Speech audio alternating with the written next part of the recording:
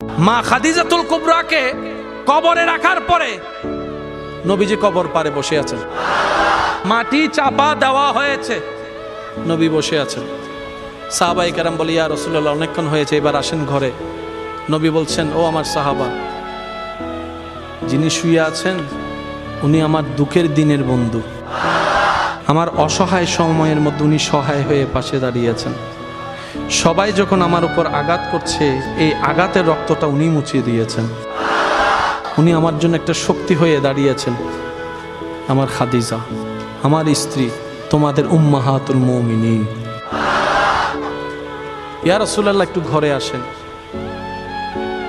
নবী বললেন, একটু পরেই ওনার কবরে ফেরেশতা আসবে প্রশ্ন করার জন্য।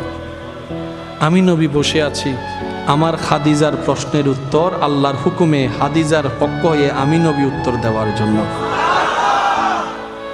পৃথিবীর সমস্ত ভালোবাসার বন্ধনকে পিছনে ফেলে আপনার আমার নবীর জীবনীকে একটু খেয়াল করে দেখেন, সমস্ত রোমান্টিকতার হাই রোমান্টিকতা আমার নবীর জীবনের মধ্যে আছে। আমরা নিতেও জানি নাই, পালনও করতে জানি নাই। আল্লাহ পাক আমাদের সবাইকে ইসলাম মেনে চলার তৌফিক দান করুক।